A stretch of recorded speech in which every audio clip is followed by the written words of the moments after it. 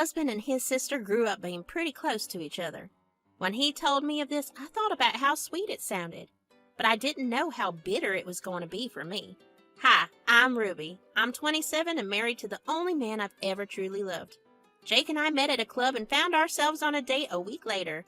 Now we've been married for over a year. It's been smooth sailing for the most part, but it wasn't always so. Kelly was Jake's sister. They were fraternal twins. So one could say that they've been together since before the beginning, but they couldn't be more different in the way that they behave, especially when it comes to communication. Jake was clear, outspoken, and tried to be as straightforward with things as possible. On the other hand, Kelly expected people to understand how she felt and would taunts and backhanded remarks to express her displeasure instead of facing someone right on. I didn't always know this about her, and so I had to find out the hard way. When we first met before our wedding, Kelly said to me, "Oh boy, here you are looking all pretty. You know, my brother spends more time with you than he does with me now. That's gotta be something, right?" "Yeah, well, he talks about you a lot. You guys grew up together, huh?" Yes, born together, died together. Don't mind if I come off a bit too strong, but Jake is my brother. If you intend to hurt him, I suggest you find another boy. Jake is special."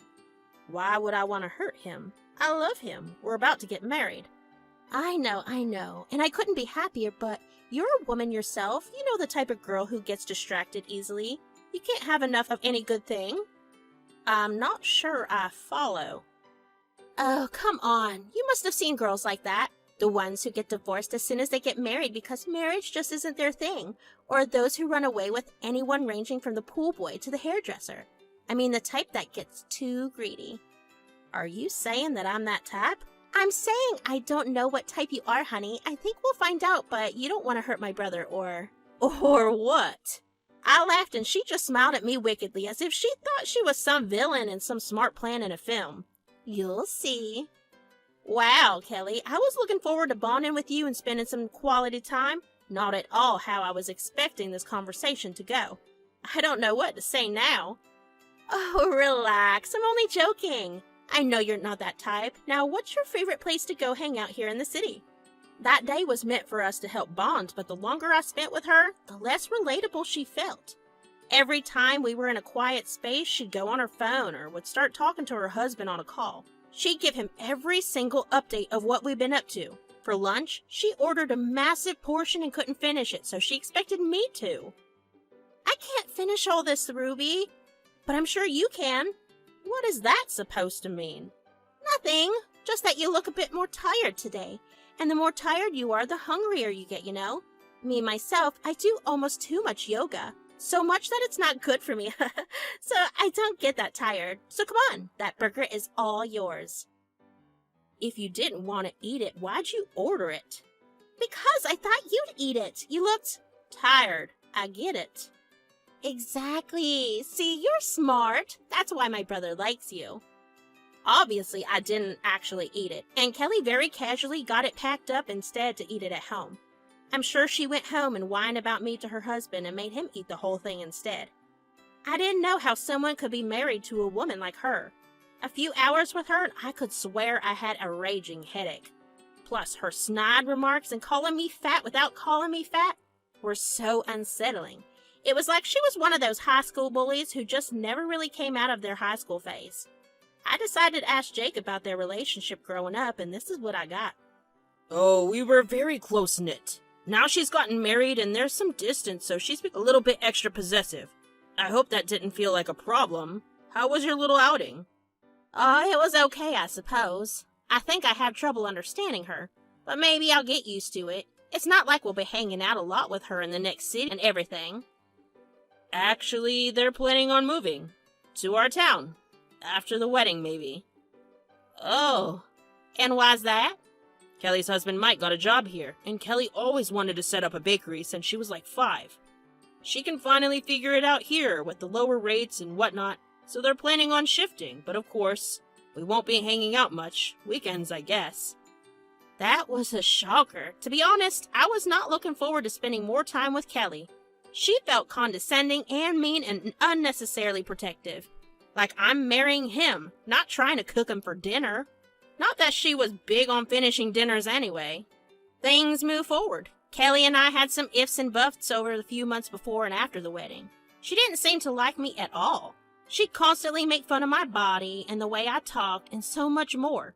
I was from South Texas, and I had that proud Texan accent with me, but I wasn't dumb enough not to see her mocking me at times.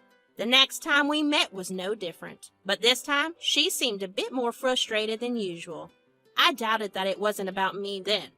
So, how's everything going? Oh, God, don't ask. Mike and his bosses are going back and forth about keeping him. There's been a few offers, but he's not sure. And what about your bakery? Oh, Ruby, I had no idea you were here. I had just come out of the shower when she arrived. Yeah, Kelly, I live here.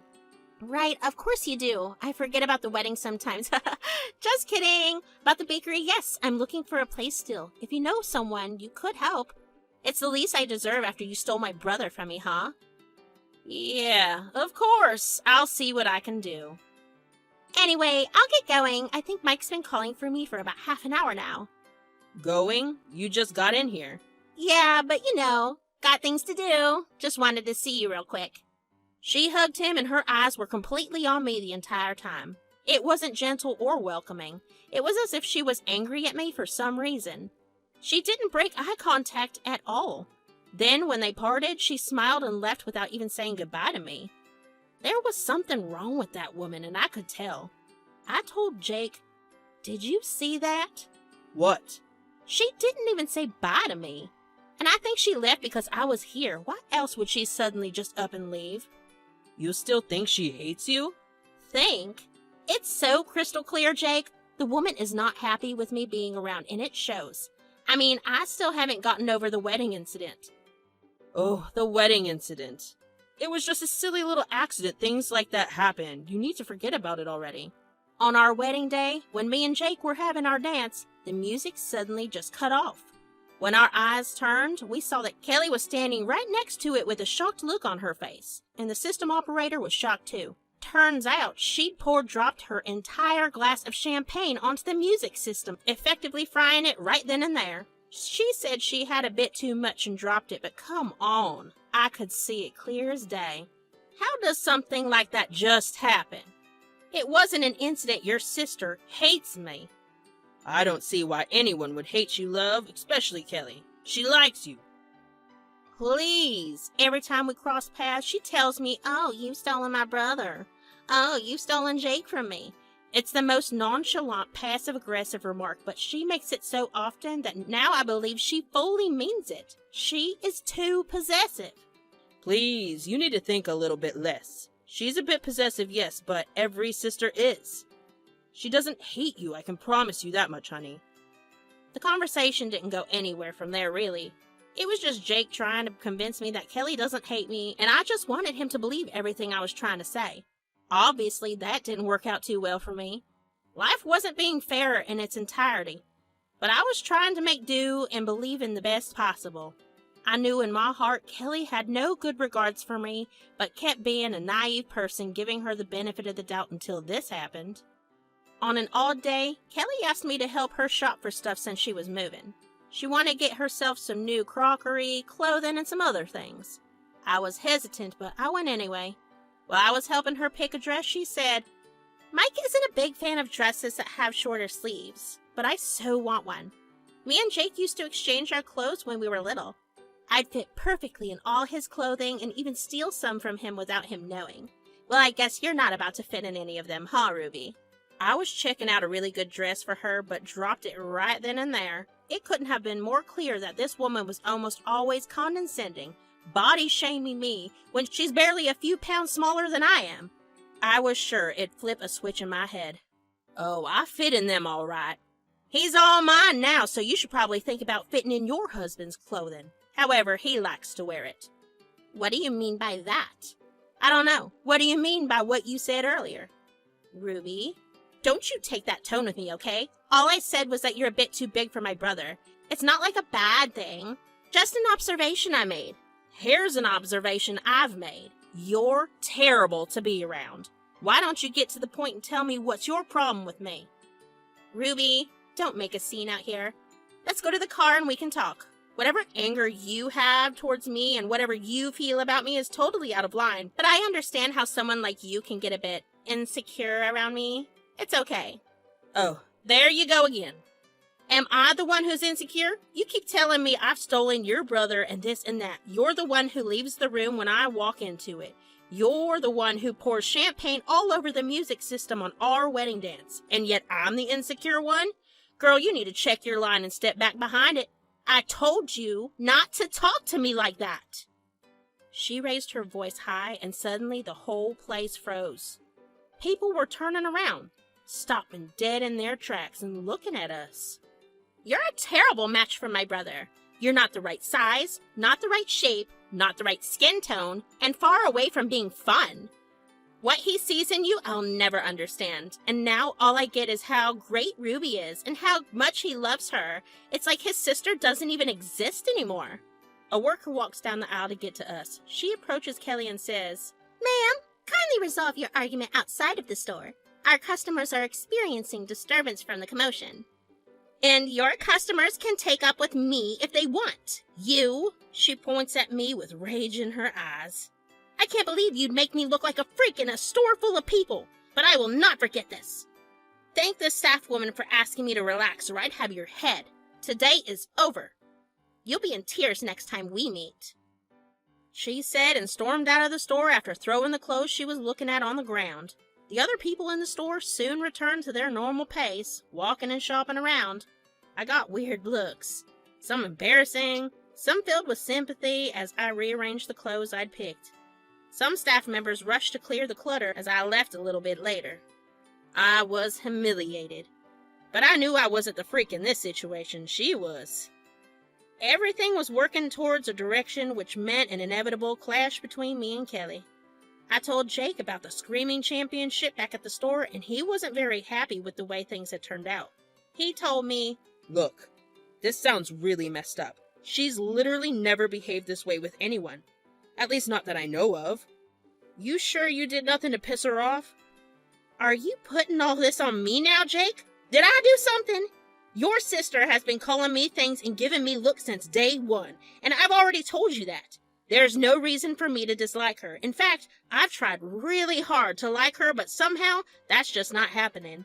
What do you want me to do about that?" Relax. Okay, relax. Don't do anything about this right now. I think it's best if I have a chat with Kelly first and ask her what's going on in her head. He said that, and later on I ended up getting an invite from Kelly to join her and her husband for dinner. They temporarily moved into a new house in the city and wanted me to come over so she could show me how sorry she was for her behavior. I could honestly sense the malice and sarcasm dripping from her tone. She didn't seem like she wanted to fix things at all, but since Jake was so adamant, I went all by myself. She'd cook us salmon and some veggies on the side. Apart from that, a beautiful-looking glass of red wine was all set to be poured in. But that's just when I noticed something odd in the glass of wine. It looked dirtier than the other two, like no one had wiped it properly. There was what looked like dust still sticking to its bottom. Obviously, that glass was given to me as she served up the food. I knew it was an elaborate trick of hers to make me feel lesser, so I didn't say anything. "So we bought this wine a few weeks ago just so we could serve it up when a lot of special guests arrive. Today there's not a lot of people, but there's you, and I want you to know that you're indeed very special to us." Yes, exactly. I heard about the altercation you guys got into. Ruby, me and Kelly are just going through things right now. The moving and the work. You know, real estate prices are sky high and it's really difficult to get things right. I hope you can find forgiveness in your heart. She's been through a lot. Of course. I get it. Moving from a different city is hard, and Jake told me you've been facing some issues getting the bakery going. I hope everything works out for you guys. Yes, I hope it does. Anyway, Suddenly, the room was filled with a loud sound. Some appliances in the kitchen had started beeping, which made Kelly panic. "Oh, that's the chicken! Mike, come quick, help me!" The two of them quickly excused themselves and ran to get the food. Just then, I did what I thought best, switch my plate and glass with Mike's. I thought, oh well, even if there's nothing in there, it's still a good measure of self-defense. I was thinking like some character from a film, but who knew it would actually come in handy? When they came back from the kitchen and settled back down, things started happening pretty quickly. Mike started losing his focus mid-conversation. Sorry, what'd you say? Wow, this wine is strong. I said I'm excited for you guys to move closer to me and Jake. I know how close Kelly and him are, so it'd be a good opportunity to spend more time together. Yeah, I'm excited too. Being closer to my brother has been my #1 priority. Can't let you have all of him. There she went again, with that over-possessive remarks. It didn't bother me so much at the time because I was fully focused on Mike acting weirdly. Soon enough, he had started slurring his words. I'd really like to take my own... Mike, what's going on? I feel fuzzy and gross. Before he could finish his gibberish sentence, Mike dropped his fork and fell off the chair. His head slammed into the ground and it looked like he had been completely numbed to his core.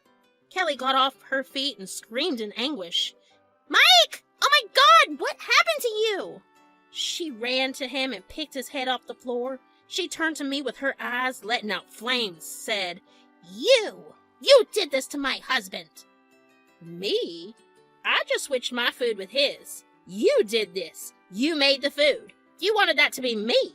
I don't care. It should have been you. It was supposed to be you. Oh, my Mike.